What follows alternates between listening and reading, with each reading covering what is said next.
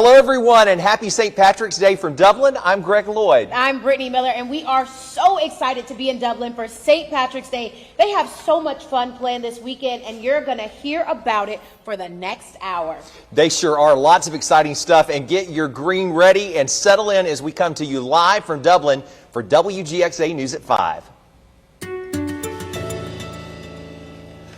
Well, folks, you may notice tonight that we are indoors in Dublin. The threat of rain forced our hand, so we kind of came inside. The weekend forecast, though, is looking really nice. That's right. Chief Meteorologist Eric Garlick is with us in Dublin for a first look at what we can expect. Hey there, Eric.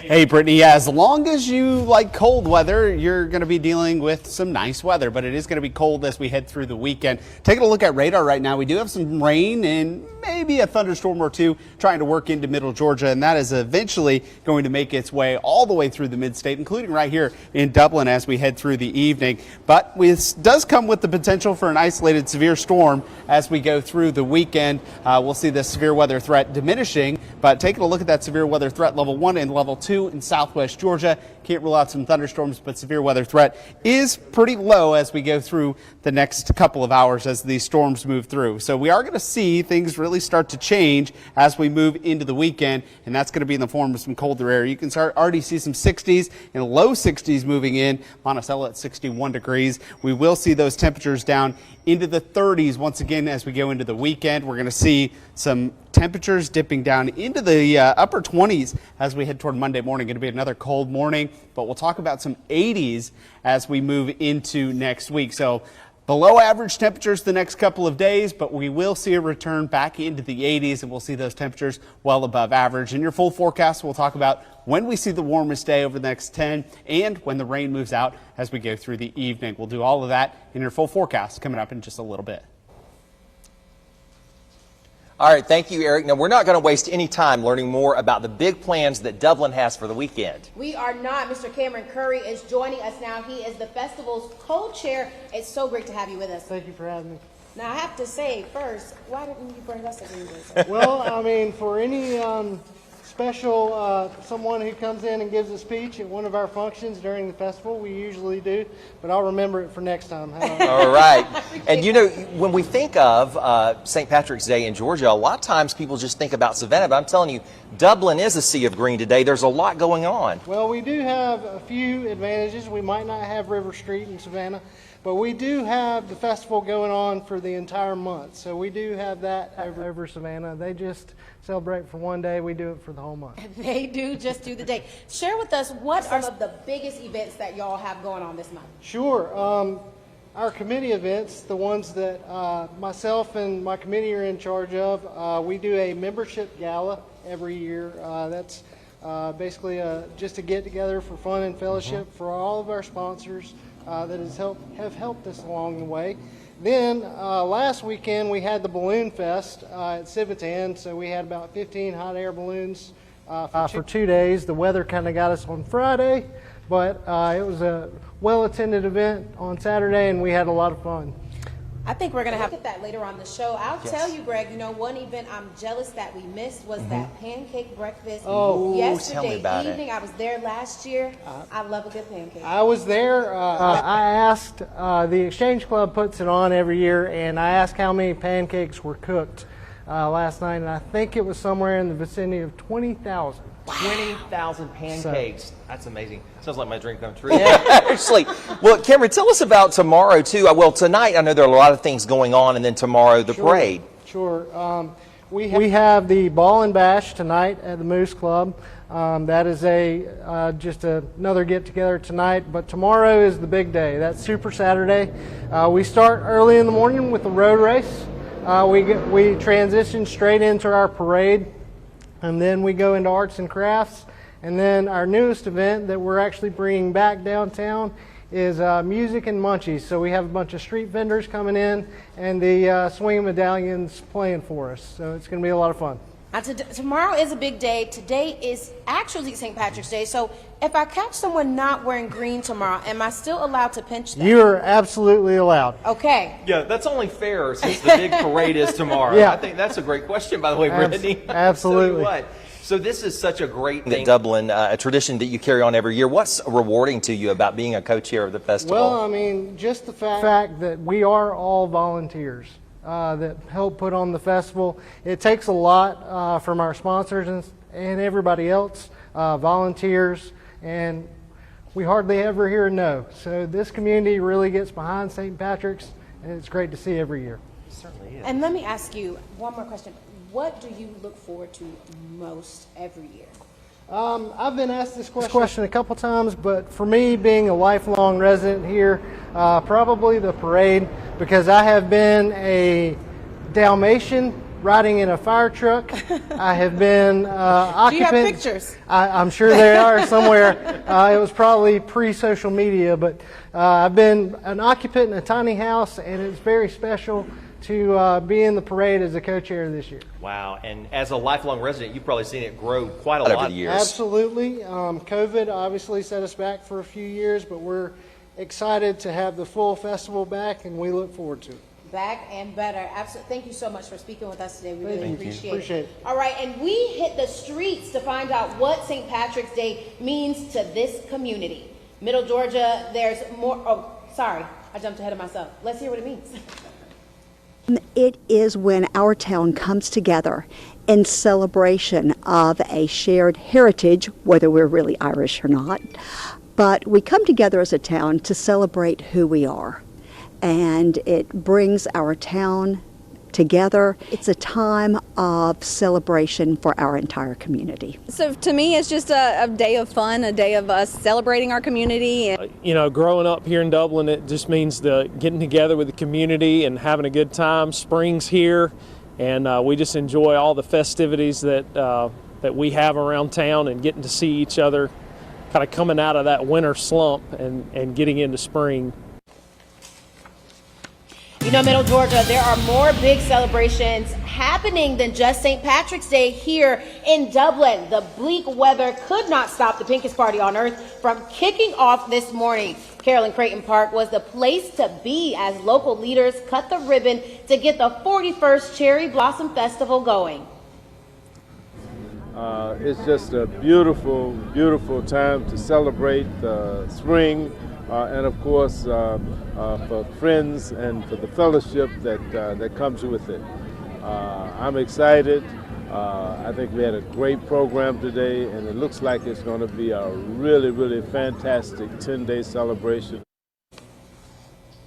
I bet it will be, and if the rain can hold off, the festival will start its nightly concerts at Carolyn Creighton Park. Tonight, AJ the DJ will take control of the party, starting at 5 with a kids dance. How cute is that? Then at 8, he's turning things up a notch with a light show for the grown-ups. Oh, yes, Brittany, we got to get the grown-ups in there. There will be events all weekend long, including tomorrow being race day. You can see who's the fastest wiener dog, who's mastered running in a trash can, and who's built the quickest bed. Now, those races all happening back-to-back, starting at noon, and then Monday, you can enjoy a bit of fair fun with rides and games at Carolyn Creighton Park. And that is where you will find us as we take WGXA News on the road again Monday evening. We'll be live in Carolyn Creighton Park, taking in all the fun that the Pinkest Party on Earth has to offer, and we hope to see you there. Now, the fun is just getting started here in Dublin as Dublin comes to life from the Shamrock City to celebrate St. Patrick's Day.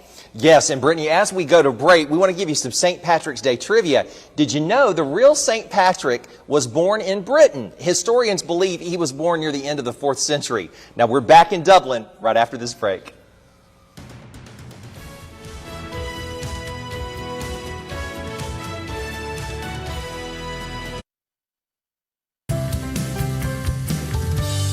All right, good afternoon, everyone. I'm Gary Thigpen here, All About Animals Rescue in Macon, and I'm joined again with Lisa and Nicole, and guess who we have right now? We have Kim, and look at here. She is big baby. She loves cuddles and lots of love. Oh, she does. She's a big baby, and she's so beautiful. Now, how old is Kim? She's just a couple of years old. Very, very sweet, as you can tell. Yes. I just am in love. She is really good. And very, very sweet. She had her pictures taken professionally and she let them put like flowers and all kind of stuff. And I saw those. They are very beautiful. Oh, they're so cute. So she's very calm. She was very calm for that. And she's also can have energy. She was a little energetic right before our recording, but she would need, you know, a good yard to run around in, burn energy in. So Lisa, if someone would like to adopt Kim, how do they do that? Send us a message on Facebook, all about Animals Rescue, and let us know you saw Kim, the sweetheart, on TV, and we'll set up a meet and greet for you. All right, guys, let's go ahead and do that. Let's find Kim a good home. Thank you so much, Lisa and Nicole. Thank you. The following segment is sponsored by Knocking. Work, the gym, kids, pets, running around all day with errands. I don't know about you, but by the end of all that, the end of the day, my back hurts. I can feel it, and I know you can too. Let me show you a product that will ease your back pain, but still keep you on the go. This is the Calming Heat Back Wrap. It's wearable, super comfortable, and totally customizable. It has 9 different settings, all available right here on the remote control, including, get this, heat, level 1 right there, vibration, and my favorite, the lumbar support. Right now, this thing is inflating against my lower back, almost like a blood pressure cuff, and easing my low back pain. It works for me. I bet it will work for you. I've struggled with back pain for years, and airline seats send me into spasms almost every time I fly. But now I don't worry about that because I wear this thing on the plane and I arrive at my destination virtually pain-free. It works, and it can work for you too. Right now, we're offering an exclusive 35% off the Calming Heat Back Wrap. Seriously, take advantage of this offer right now. Head to asadeals.com. Your back will thank you.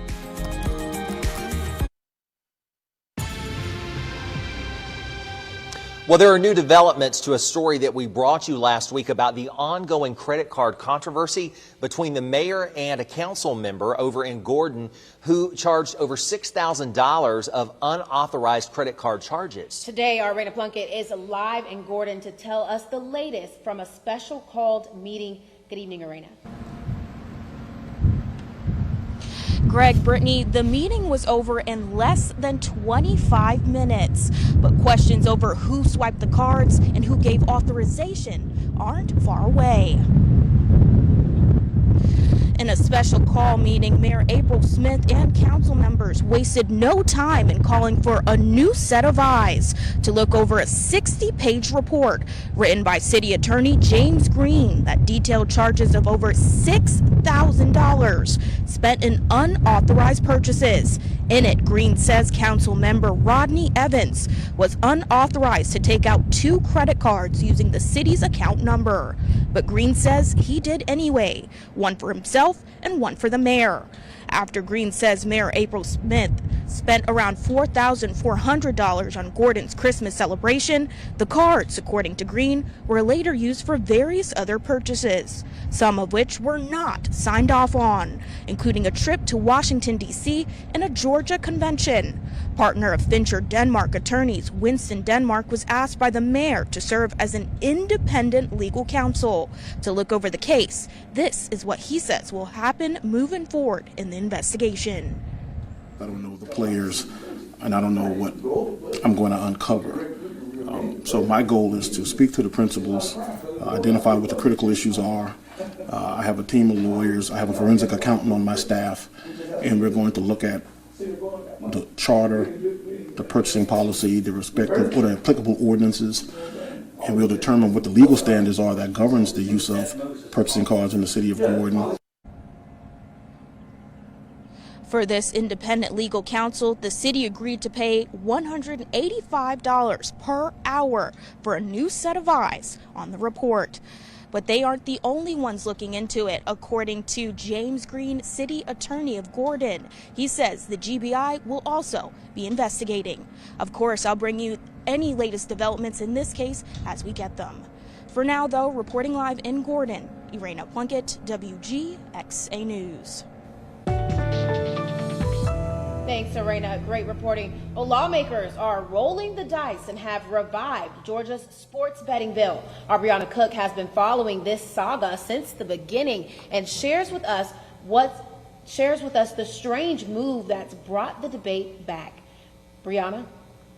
Betting has been brought back to life by being attached to a soapbox derby bill, and some are not too happy about it. I don't want my soapbox derby to be associated with sports betting. A soapbox derby bill was blindsided in a Senate committee this week. The bill would make Lyons, Georgia the official home of soapbox derby. Author and sponsor of the bill, Lisa Hagan, says she believes her bill will be beneficial to young people and the city of Lyons, which is in Toombs County. I feel like promoting a program that encourages them to put their phones down, go outside, work with a mentor or family member, learn about fair and honest competition. But Hagan's bill had a substitute hanging on to it. Senator Derek Mallow, sponsor of sports betting, says sports betting would still be a part of the lottery. This will also ensure that sports betting will be overseen, regulated, and offered by the Georgia Lottery Corporation, and all revenues will go towards the educational purposes as defined by the Georgia Constitution. To discourage addictive gambling, the bill would allow bettors to use debit cards only. Betting would be allowed on professional and college sports events, but not high school games, which also means citizens will not be able to bet on children participating in soapbox derby. Committee Vice Chair Mike Duggan is not pleased with the substitute and says it won't go far, even if it gets to the Senate floor. When you hijack a soapbox derby and put sports betting on the back of it, every person that was on the fence in the state of Georgia has just now picked a side of the fence. Representative Hagan was also not impressed with the newly added substitute. It's hard for me to make a comment about a substitute that I've never been shown. I don't even have a copy of it here. So what I would like to do is request that if the committee is going to proceed with this, would you please strip my language from it? The committee chairman, Brandon Beach, told Hagan he would find another bill moving through the legislature and attach her legislation to it. The sports betting bill passed and now heads to the Senate Rules Committee to schedule a floor vote. 2, 3. Good evening. I'm Chief Meteorologist Eric Garlick, and we're in Dublin today celebrating St. Patrick's Day, getting ready for the big festivities tomorrow. The parade will be out here for that as well, and the weather looking much better tomorrow than what we're going to have tonight. So let's take a look at this. We do have a severe weather threat out across middle Georgia, and this is going to be a level 1 and level 2 the further south and west that you go. I think primarily that threat for severe weather is going to shape up and be a little bit further to the south and west. So where are the storms right now? Well, they're starting to move into middle Georgia and into Macon right now. You can see the line of storms, some pretty heavy rainfall associated with it, and that is eventually going to hit us here in Dublin and continue to move off to the south and east as we go through the night. So overnight, let's take a look at 9 o'clock. You can see where those storms are. Still raining in middle Georgia, but eventually that will push off to the south and east. We'll time this out for you a little bit, 10 o'clock. And then as we head toward midnight in the overnight period, there's those rain chances moving out. Now, could see a few showers lingering, especially down towards Soperton and McRae early tomorrow morning, 7, 8 o'clock. But we will get that rain out of here, and we will see things changing. So cold over the next week, but we are going to see a cold weekend before we start to see those storms moving in through the night tonight. So kind of backwards. Storms tonight, then cold weekend, and then warmer next week. But taking a look at those current temperatures, 61 in Monticello, still 76 in McRae, and 77 as you head towards Soperton. So some pretty warm air coming our way. Feel like temperatures tonight, not much different than temperatures, but that will change as we move into the weekend, especially tomorrow morning. Temperatures only in the upper 30s and low 40s with a little bit of wind, going to make it feel much colder. But taking a look at those overnight lows, we'll see low 30s and even some upper 20s as we head toward Monday morning. So get ready for another potential frost and freeze as we move toward the end of the weekend and beginning of next week. But then we start to warm up. Here's a look at tomorrow. Mix of sun and clouds, upper 30s, low 40s, up into the 50s as we go through the afternoon. And that temperature trend, how about some 80s, 83 and 85 as we head toward Thursday and Friday next week. So some much warmer air coming our way, but the weekend looking pretty good as we move into tomorrow, Saturday, and Sunday, looking at things changing quite a bit. So your 10-day forecast showing those temperatures warming up into the 80s. Rain chances really non-existent the next week or so. So after we get this rain out of here this evening, we will see things changing. Here's a look at your Harrison Body Shop fishing game forecast. Near excellent at 12:20 tomorrow afternoon. So we will see some nice fishing game conditions. All right. Thank you so much, Eric, for that. And Brittany, what a great day to be here in Middle Georgia's Shamrock City, Dublin, as we celebrate St. Patrick's Day. It absolutely is. And here's another fun St. Patrick's Day fact. This one about the mean men in green. Leprechauns are likely based on Celtic fairies. Their word origin means small-bodied fellow. You see how that makes sense? In Celtic folktales, leprechauns were cranky souls responsible for mending the shoes of other fairies. We are back right after this break. Stick around.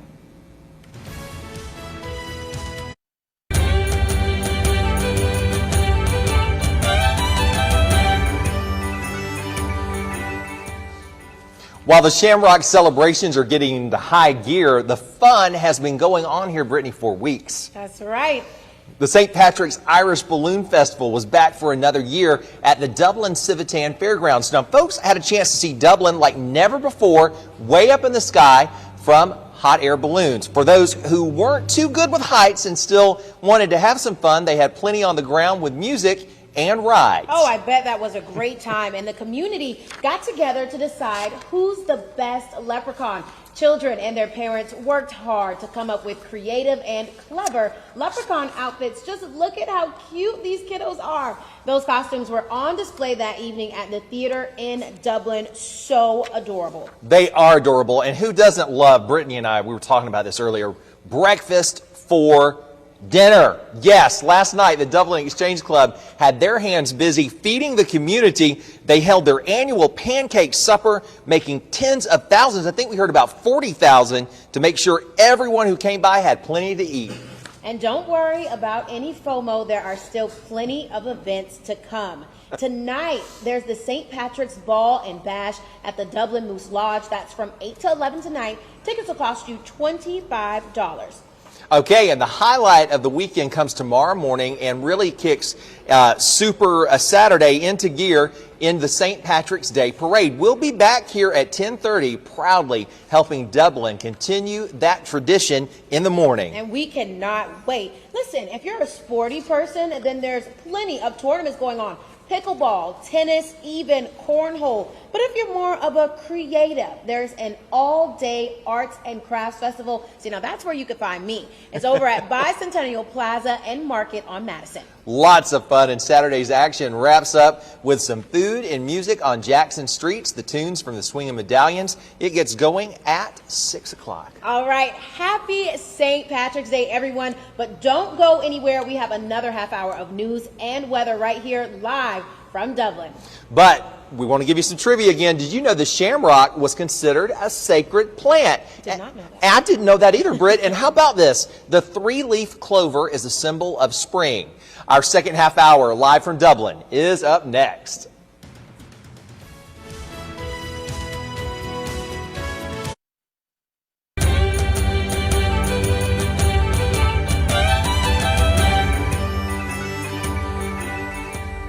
Hello, everyone, and happy St. Patrick's Day from Dublin. I'm Greg Lloyd. And I'm Brittany Miller, and we are so excited to be in Dublin for St. Patrick's Day. Listen, they have so much planned for this weekend, and we are going to tell you all about it over the next half hour. We certainly are. And get your green ready and settle in as we come to you live from Dublin for this half hour of WGXA News at 5. Now, perhaps you've noticed that we're indoors here in Dublin, and there's a good reason for that. The threat of rain forced our hand, Brittany. We had to come inside just in case, but that weekend forecast, it is looking good. It sure is. Chief Meteorologist Eric Garlick is with us in Dublin for a first look at what we can expect this weekend. Eric, I hope you got some sunshine up your sleeve. Well, we got a little bit of sunshine, but it is going to be a lot colder as we head toward the weekend. We're going to see temperatures down in the 40s. This all with the cold front coming our way. This is going to give some folks in Georgia, Florida, and Alabama the threat for severe weather. So level 1 and level 2 the further south and west that you do go. So we will see things changing quite a bit. So let's take a look at radar slide over here. You can see the rain starting to move into middle Georgia, moving into Macon right now, and that will continue to progress off to the south and east through the remainder of the evening and eventually moving out of here for most of us by sunrise tomorrow morning, but we will be dealing with some wet weather through the overnight period. Not expecting much in the way of thunder and lightning with that.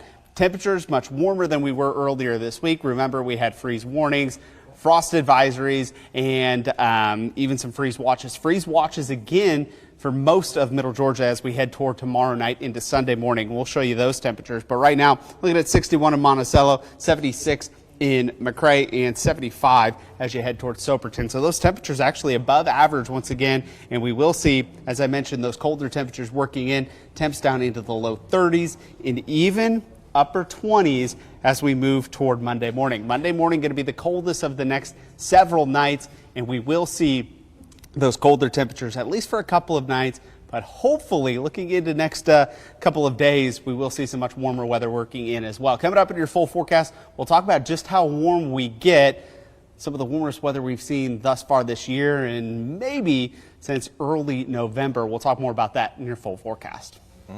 I like the sound of warm weather. All right, thanks a lot, Eric. Well, as Brittany said, there's a lot going on, and we're not going to waste any time in learning more about the big plans for fun this weekend in Dublin. We are not. Miss Kathy Jones is the co-chair of Music and Munchies. She's joining us now. Thank you so much for being here. I don't get to pinch y'all. You have green on. We came prepared. Y'all got the memo. I was just about to say, we came prepared. No pinches over here.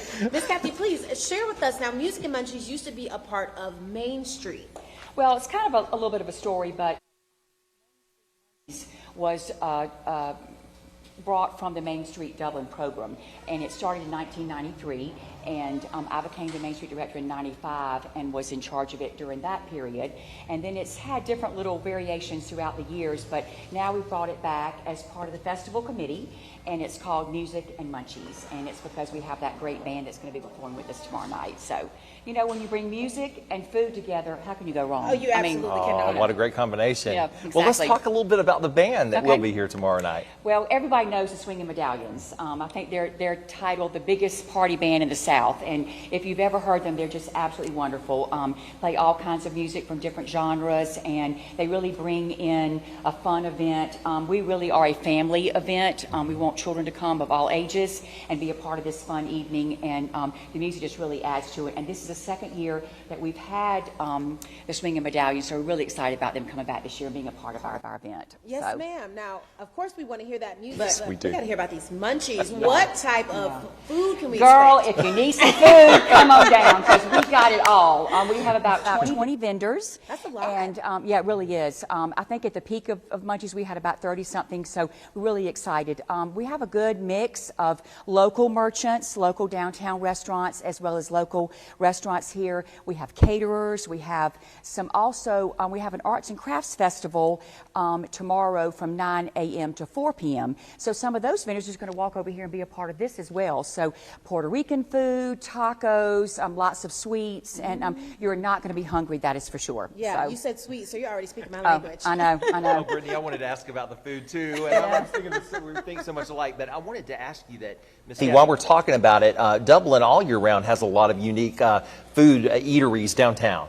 Yes, our downtown has really grown over the past couple of years and really offers wonderful restaurants here. And I think that's, as I've always said, downtown is the heartbeat of the community. Yes, and absolutely. for us to have this revitalization is just wonderful. And it brings people back to where the heart of it all started years ago. And the festival is so much a part of that. It's been around for 58 years. And I always like to add that we are a full volunteer committee. None of us get paid, and that says a lot. And all the money that we raise goes back into our community. So it's just a win-win for everybody. And I don't know, we all become a little Irish during this time of the year. And I agree. there's nothing wrong with it at all. So you know, Yes, ma'am. yeah. If you could tell us, you know, someone who's from Dublin, what does this celebration, what does it mean for you to see so many people flock to the city year after year? Actually, I'm not from here. I'm from South Carolina. Oh. But I've been here about 30-something years, so I guess I'm here now. They've adopted you. But you're exactly right. It just brings us together. And, you know, every year you kind of think, is this year going to be great? And it's bigger and better every single year. We all come together. We all wear green. It's just like, you know, the Cherry Blossom Festival with y'all in Macon. You know, everybody wears pink. But it's just something special. We have taken, I had brought in a male Irish choral group one year, and they were just amazed at how we celebrate the whole month. They said, we just celebrate one day. I said, we got lots to do, so we're going to do it, spread it out through the whole month. But it really does bring all of us together. You get excited, you get to see everybody, and especially with the past couple of years, it's just we're really happy to have the festival back in full swing. So.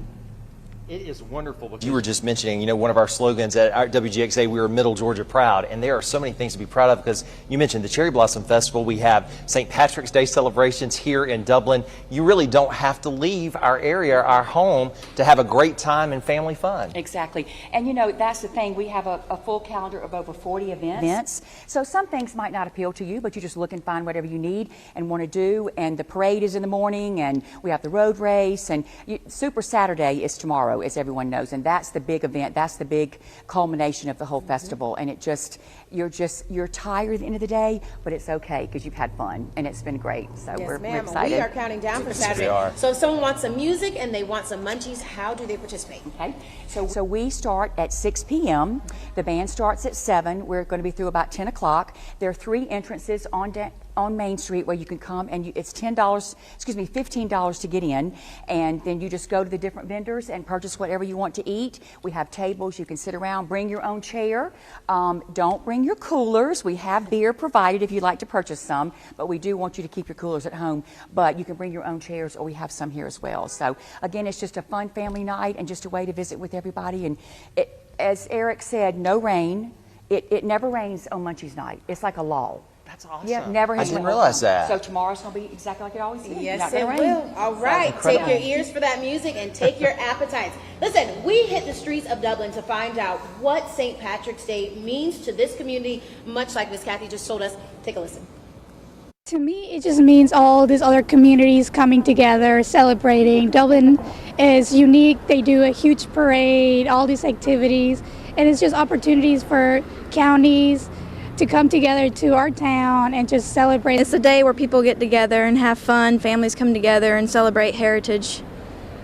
You know, growing up here in Dublin, it just means getting together with the community and having a good time. Spring's here, and we just enjoy all the festivities that we have around town and getting to see each other kind of coming out of that winter slump and getting into spring.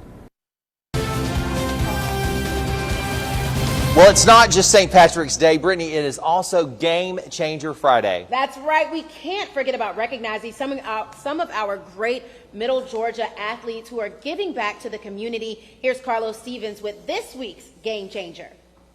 She's known as a poet and as Miss Northside to many of her peers. I'm talking about Northside senior wrestler Michaela Moody. Moody is also a 2020 survivor of ischemic stroke and recently hit the streets to help others survive the same illness by working with the American Heart Association as a youth ambassador. According to Moody, she attended the Greater Atlanta Heart Walk to bring awareness to strokes and cardiovascular disease, and also helping to raise more than $2 million. But what inspires her to give back? You could be inspiring the next president, next congressman, the next person who can invent a cure for cancer. Moody credits her mom and late grandmother for her leadership in the community, but they're not the only ones. Before you can be a great leader, you have to follow in leaders before you. You have to follow in the Malcolm X's. You have to follow in the Martin Luther Kings. Moody says it's not just their legacy she's trying to keep alive. It's also her late grandmother. Her mom and grandmother inspired her to come up with her own business that was launched on her grandmother's 70th birthday, called Honeybee's Luxury, a name that was birthed from grandmother's grandkids calling her Honey. Moody says she knows her grandmother would be proud. And she would tell me I'm a rock star, and she would tell me it was all because of God. And Moody's wrestling coach says she's indeed a rock star. Is just her focus and her work ethic, and it's contagious. It's contagious to me, you know. She inspires me. But Moody knows Coach isn't the only one watching. I always stayed true to who I am, and other girls were coming up to me saying that I've been watching you all 4 years and you never strayed away from your truth. So I know I've made the impact to stay true to who you are, regardless of any outcome. And that's your game changer of the week. Congrats, Michaela. Central Georgia, I know you love to see these athletes make a difference, so keep the nominations coming. Reporting in Warner Robins, I'm Carlos Stevens, WGXA Sports. Thanks, Carlos. And like we've told you, St. Patrick's Day is not the only celebration that is going on right now in Middle Georgia. Today also is the first day of the pinkest party on earth, the Cherry Blossom Festival. We'll preview it when we come back. But as we go to break, a St. Patrick's History Day lesson for you. The first St. Patrick's Day parade was held in America. That first parade in 1601 in what is now St. Augustine, Florida. Enthusiasm has only grown since then. We'll be back with some of today's top stories right after this break.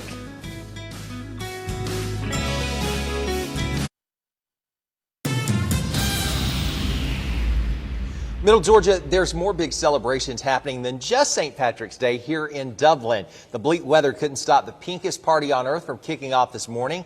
Carolyn Creighton Park was the place to be as local leaders cut the ribbon to get the 41st Cherry Blossom Festival going. And man, I'll tell you, this is going to be an exciting 41st Cherry Blossom Festival. Over 300,000 visitors to the city in the next 10 days. Of course, it's going to be a wonderful opportunity for folks to come together and enjoy all the fun in downtown Macon. If the rain can hold off, the festival will start their nightly concerts at Carolyn Creighton Park tonight. AJ, the DJ, will take control of the party starting at 5 with a kids dance. Then at 8, he's turning things up a notch for a light show for the grown-ups. All right, and there'll be events all weekend long, including tomorrow being race day. You can see who's the fastest wiener dog, who's mastered running in a trash can, and who's built the quickest bed. Those races all happening back-to-back starting at noon. And then Monday, you can enjoy a bit of the fair fun with rides and games at Carolyn Creighton Park. Yes, and that's where you'll find us as we take our show on the road. WGXA News will be there Monday night live in Carolyn Creighton Park, taking in all the fun at the pinkest party on the earth and all that it has to offer. That's right. We're so excited. Listen, it's a shopping extravaganza at Macon's Salvation Army. The charity organization is hosting a 2-day rummage sale where you can find some big deals on whatever you've been needing. Maybe it's a new outfit for this weekend or a replacement for some old furniture. The best part, everything raised will go right back into supporting all the good the Salvation Army does for the community. Thinking about the fact that we don't have a family store in the community anymore, and it was really a good way for the Salvation Army to be able to connect with the community and let people know what we're doing here. And so we decided we should have a rummage sale. We had lots of donations coming in. The rummage sale continues tomorrow from 7 in the morning until 2 in the afternoon. Well, wineries now make up a booming sector of Georgia agriculture, and one mid-state winery finds itself growing in popularity. Gel Creek Farms Winery opened almost 2 years ago, right as the world was in the middle of those COVID lockdowns. The Alberts owned the winery and say they had no choice but to keep going because they'd invested practically everything they had in this new agribusiness venture. It was so scary because we had already started the process and we put everything into it. You know, we went all in. We sold the house, we got rid of everything we had, came out here to get going, and COVID broke loose, but it worked out very well. We'll take an in-depth look at how wineries tie directly into agriculture when we take you on the farm later tonight. Well, new developments to a story we brought you last week about the ongoing credit card controversy between the mayor of Gordon and a city council member who charged over $6,000 on unauthorized credit cards. Today, our Raina Plunkett is live in Gordon to tell us the latest from a special called meeting. Good evening, Arena. Greg, Brittany, get this. The meeting lasted less than 25 minutes, but questions over who swiped the card and who authorized the card are still not over yet. In a special call meeting, Mayor April Smith and council members wasted no time in calling for a new set of eyes to look over a 60-page report written by City Attorney James Green that detailed charges of over $6,000 spent unauthorized purchases. In it, Green says council member Rodney Evans was unauthorized to take out 2 credit cards using the city's account number. But Green says he did anyways, one for himself and one for the mayor. After Green says Mayor April Smith spent around $4,400 on Gordon's Christmas celebration, the cards, according to Green, were later used for various other purchases, some of which were not signed off on, including a trip to Washington, D.C. and a Georgia convention. Partner of Fincher Denmark attorneys, Winston Denmark, was asked by the mayor to serve as an independent legal counsel to look over the case. This is what he says will happen moving forward in the investigation. I don't know the players, and I don't know what I'm going to uncover. So my goal is to speak to the principals, identify what the critical issues are. I have a team of lawyers. I have a forensic accountant on my staff, and we're going to look at the charter, the purchasing policy, the respective or the applicable ordinances, and we'll determine what the legal standards are that governs the use of purchasing cards in the city of Gordon. For this independent legal counsel, the city agreed to pay $185 per hour for a new set of eyes on the report. But they aren't the only ones looking into it. According to City Attorney James Green, the GBI will also be investigating. Now, of course, I'll bring you any updates in this case as the case moves along. For now, though, reporting live in Gordon, Irena Plunkett, WGXA News.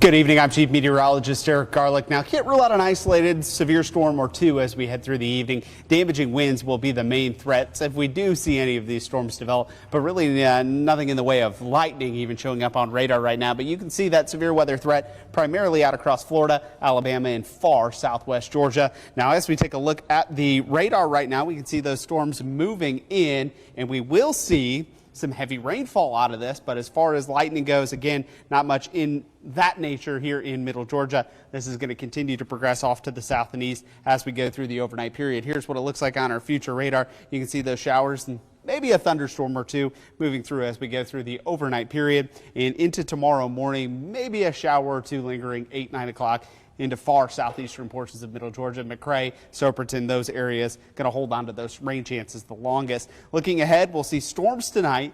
Then we'll see cold weekend with temps only in the 50s, but warmer next week. And we're talking about a lot warmer, maybe even 30 degrees warmer than we'll be as we move through the weekend. Right now, 60 in Monticello, 74 as you head toward Eastman, and then 76 as you head toward McRae. So those temperatures are well above where we've been. Feel like temperatures, not much of a difference now, but that's going to change tomorrow morning with those feel like temperatures down into the 30s. Here's a look at our forecast low temperatures down into the upper 20s for Monday morning. Get ready for another shot of some really cold air and potentially a freeze and frost for the end of the weekend and beginning of next week. So taking a look at that day planner for tomorrow, we'll start off with some cloud cover. Chilly, upper 30s and low 40s, 49 by noon, and only up to about 56 by 4 o'clock. That'll be about it for high temperatures tomorrow. Here's that 10-day forecast showing 52 on Sunday, 58 on Monday, but how about some 80s, 83 and 85 as we head toward next weekend, and we'll see those seasonable conditions returning as we head toward next weekend with even some rain chances on Sunday. Taking a look at that Harrison Body Shop fishing game forecast, looking at excellent at 2:20 p.m. tomorrow. All right. Thank you so much, Eric. What a great time we are having celebrating St. Patrick's Day with you in Dublin. Brittany and I will be back with you after the break, but first, as you're getting ready for dinner, a fun fact for you today. Did you know corned beef and cabbage was an American invention? It was ham and cabbage that was common in Ireland, but corned beef offered a cheaper alternative for Americans. So why don't you grab some for dinner tonight? Yep. We wrap up our live show from Dublin right after this break.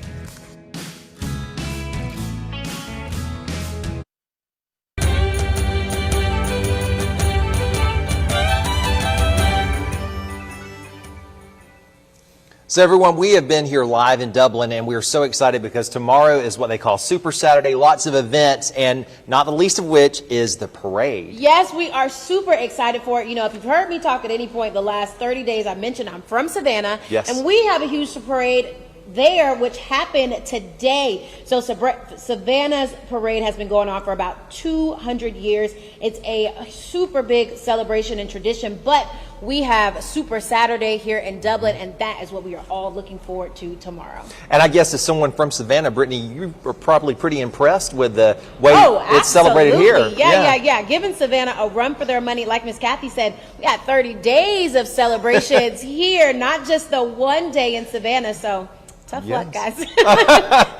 All right, you heard it from a Savannah native right here. So the fun in Dublin, we hope to see you at the parade tomorrow, and we want to thank you for joining us for this special edition of WGXA News on the Road. That's right. And don't forget all the other fun that is happening in Dublin, but stick around for Family Feud. Good night.